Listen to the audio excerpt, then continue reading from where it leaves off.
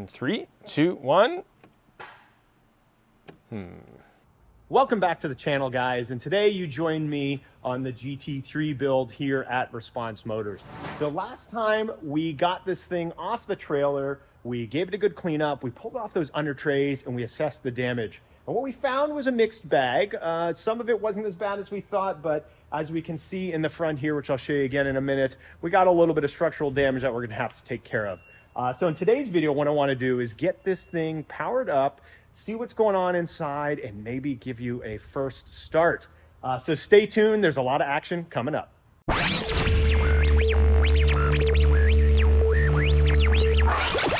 All right, guys, before we charge the battery, we really want to check the battery to make sure the voltage is okay and kind of see where we are as a good starting point.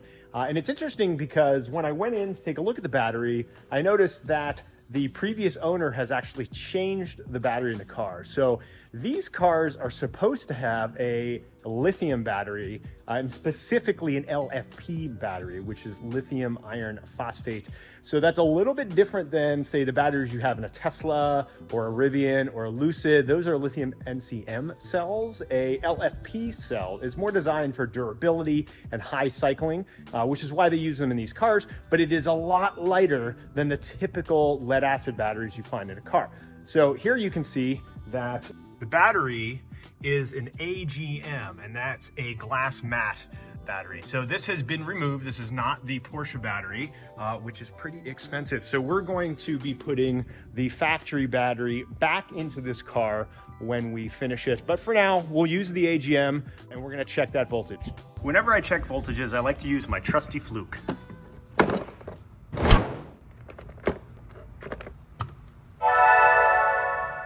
All right, guys, we got this set on volts for DC measurement, and I'm gonna go ahead and measure the voltage in the battery, see where we are. 4.5 volts. So clearly this should be running a bit higher than 12 volts usually, and at 4.5, this battery is very dead. No! And usually at this voltage, because it's so low, a charger won't work on there. And so we're gonna need to actually hook up a 12 volt system. This is a little bit of a trick. It's gonna force voltage into the battery, and it's gonna get that baseline up enough that we can then charge it with a typical battery tender.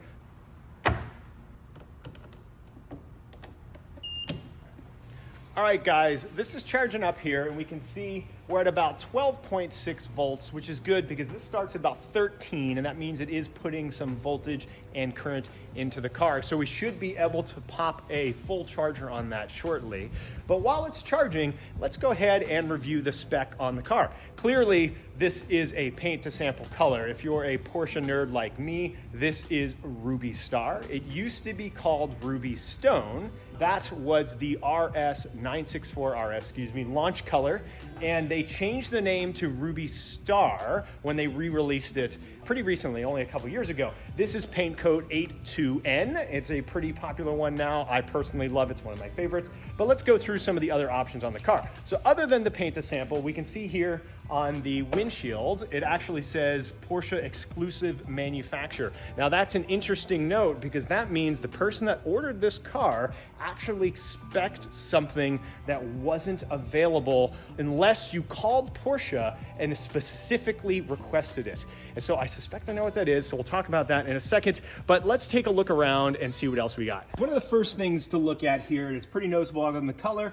is the yellow brake calipers. In the Porsche world, usually the yellow brake calipers means you've got ceramic brakes. Now these are very expensive brakes, and I took a quick look around. It looks like the brake rotors are in pretty good condition. If they get chipped at all, you've got to get new ones. Unlike steel brakes, which are pretty durable, the ceramic brakes, although they can take a lot of heat and they're very light, they're pretty brittle. So if they crack, unfortunately, you got to go. So these are in good shape. We've got the yellow calipers. Now you can actually get these painted in different colors from Porsche. So even if you have ceramics, you could get silver or black calipers, but I like the yellow, kind of designates the classic Porsche colors. In addition, we clearly have the center locks that's standard on all of the GT3s. We've got the GT3 wheel in satin black, which is also pretty cool. In addition, we've got the Porsche LED matrix headlights. This is part of the Porsche PLDS system, or Porsche Dynamic Lighting System. So that's pretty cool. These are very expensive if they are broken. Now, looking closely at these, they look like they're in pretty good condition. Considering how much damage there is on the front of the car, I'm sort of surprised that these have survived so well. We haven't plugged them in or anything yet. We haven't even powered the car up, so we'll have to see if they actually still work. It's supposed to have a upgraded fuel cap, but as you can see, I don't think we even have the piece of rubber that goes in here. We've got the exclusive design taillights. So you'll see this is a bit nicer of a taillight. It's got the kind of that clear look. We've got park assist on this car. Obviously, I don't think the owner really needs that. Let's pop inside and just take a look around the car and see what's going on. As you can see, the front airbag deployed, which makes sense given it was a front accident. Let's climb in, take a closer look. When you see the windshield here, you see some pretty bad cracks. I'm guessing because you had a passenger airbag deploy and a driver airbag deploy, that these cracks are actually from the airbag going off into the windshield. I hope we don't see any remnants of any, say, biomatter, so I'm hoping everybody was okay in that accident. It is a manual, so thank goodness. We've got a 6-speed, and the nice thing here is, when I first got in the car, I noticed that the shifter was pretty sticky, so we weren't able to get it out of gear. It was stuck. It looks like the auction site may have tried to get it out of gear and ripped the boot, which is super unfortunate because this is one of the nice options the car has. But when we removed that shield that was behind the transmission and it was all bent up, it freed up the shift cables, so now we can shift pretty easily and go through all the gears nicely. So that's a good thing. Otherwise, we also had the passenger airbag go off, and we've got a little friend here.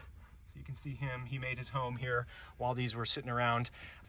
So let's go over some of the options inside. We've obviously got the full leather package and the deviated stitching. So you can see here that we've got yellow deviated stitching everywhere. Now this is specifically called racing yellow. This is different than speed yellow. And yes, there is a difference in yellows in the Porsche world. So this Porsche color is slightly brighter.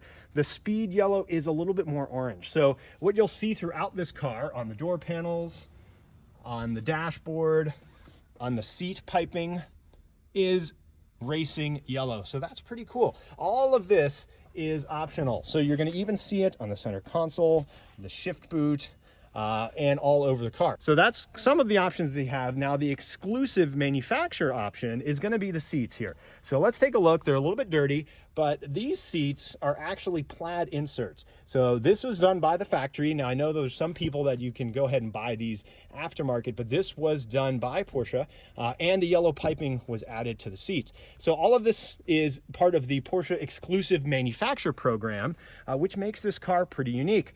One of the reasons why I was so happy when I won this car at auction was because of these options, because it's a pretty rare car, making it kind of a one of one.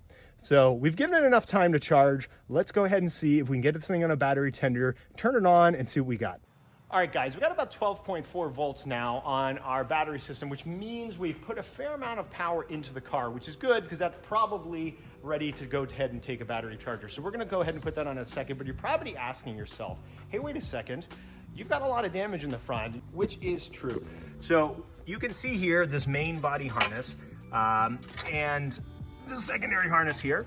So are we gonna short a bunch of stuff out if we power on the car? Yes. However, we have a lot of fuses here in the front, and also the majority of the vital systems are actually in the back of the car. That's the engine, ECUs, and everything else. So I feel okay powering this up now, given that we've got headlights and a few other ancillary systems up front that are most likely disconnected anyway, because it looks like when they took this car apart to assess the damage, they removed a lot of the componentry and left it unplugged.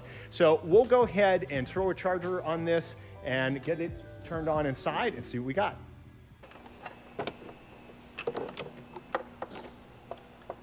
All right, guys, while we got the vehicle charging, we're gonna go ahead and pull off the two front fenders, but in order to do that, we gotta pull the wheels off first, and unfortunately, the center lock tool, which is supposed to be here, clearly is missing on the car, so most likely it was stolen or misplaced at some point. Oddly, we don't have one around the shop because most cars come with the center lock tool, so we went ahead and ordered one of those. It'll be here tomorrow, but in the meantime, because our car doesn't have much of a front suspension, we're gonna actually lift the car up so that we can get at the headlight bolts, because we gotta pull the headlight out. Then we're gonna take the hood off, and there's a couple bolts in here I've actually removed the hood bracket, and then you can actually see here the two extra screws. So we're gonna pop those off, take the hood off, and then we'll be able to pull the fender. So let's get to it.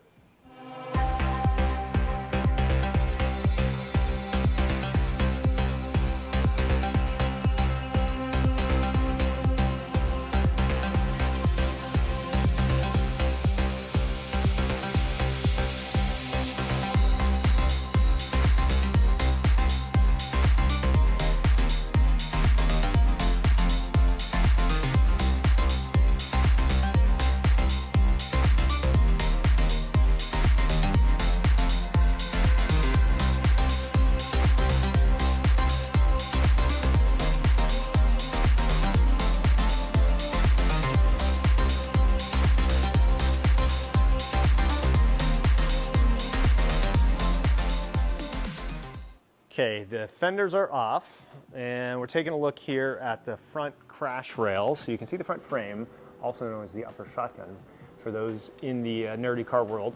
But it looks actually pretty straight. There's not a lot of bends or anything like that. The seam sealer's not cracked, so it looks pretty good. So not too bad. We don't see a lot of damage on the firewall, so when the wheel came back, it hit part of the frame here, so it's a little damage to the rocker panels, but nothing awful. So we still have the suspension there. I'm actually holding the wheel up because the shock's completely torn off. So you can see here that there's no bottom to the strut. So those are gone. No big deal. We just want to support the wheel as we lift the car so they don't dangle and pull something else off. Looking at the other side, similar situation, everything seems pretty good. I mean, there's nothing really that bad about the front structure here. There's a lot of pieces broken. Obviously the cooling packs are missing, and hilariously, as I was removing the fender, I noticed that somebody put a bunch of washers on the car, which Porsche clearly does not do. So my guess is whoever did the insurance inspection, took the car apart, did their analysis, realized it was totaled, and they put the car back together to look as best they could to ensure it got the highest price at auction. Now, I knew when I got this car that we were gonna be just replacing the fenders, we were gonna be replacing most of the front end, so I really wasn't too upset when I saw that. Now, what we're gonna do is we're gonna lift the car, take a look underneath, drain the oil to ensure there is appropriate oil in it, put the oil back in, making sure we're all good to go, and then we're gonna start it up. So let's get to it. Okay, we got the car in the air, and what we're gonna do now is we're gonna pull the drain plug for the tank just to see if there's oil up there. Odds are there's plenty of oil in the engine. Given the cost of this engine, before we start it, since we don't know the status, we're just gonna check. So we're gonna drain some oil out, plug it back up, and put it back in the car.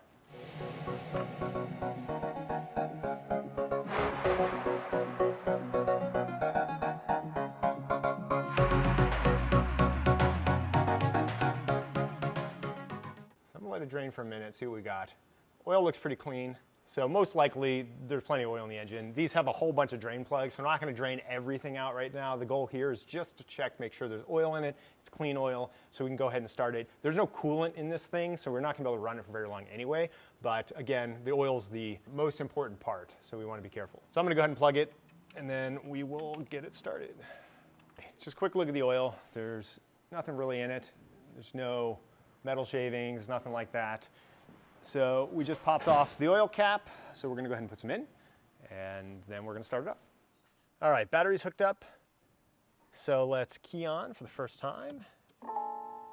We got dash, it's good. Got tons of faults, which we expected. Steering fault, suspension fault, all kinds of PSM fault. I will let that continue going. Clearly there's no headlights. So the key here is, let's give it a shot, see if we can't get this thing started up. All right, guys, clutch in. Let's make sure we're neutral. By the way, shifts real nice now that we removed that bent plate. Okay, and 3, 2, 1. Let's try it again. That was my seat moving. Clutch is down. All right, guys, so what we kind of expected was going to happen happened, and that's what you're hearing, that click in the background. That's the actual starter solenoid firing. but you're not getting any starter motor because there's a pyro fuse. Shout out to Matt Armstrong and his channel where he took the dash out to replace that fuse, so we know exactly where that is now. We sort of expected that was going to be the case. Now, there's a little bit of annoyance here because when I bought the car from Copart, they actually stated on the auction site, and I'll show you guys a screen grab of this, that the engine ran. Of course, we know now that's not possible with the pyro fuse blown. So we have plenty of battery power. We charged up the battery, and just to double check, we actually threw another jumper on top to make sure this had plenty of power, but we still didn't get anything. So we're gonna have to pull that dash out, which is all right, because we're gonna have to do that anyway. To get the front off, we'll replace that pyro fuse, and then we'll get this thing fired up. That's going to be a wrap for today. We made a lot of progress on the GT3. We pulled off the front fenders, checked for more accident damage. The frame rails look pretty good, but we still see a bit of cracking in the front, so we'll have to take a look at that a little bit more. We charged up that battery, we keyed on and saw a plethora of errors, but that's all right. We're going to go ahead and scan that computer and take a look at exactly what's going on. We tried to start it up, but as we suspected, that pyro fuse is blown, so we couldn't quite get it started. But we're going to go ahead and replace that in the future and get this guy fired up. So that's it for today, but coming up, we're going to go ahead and pull off that front suspension, remove that front subframe, and see what's going on. So if you haven't already, click that subscribe button, turn on those notifications because you want to check out this action.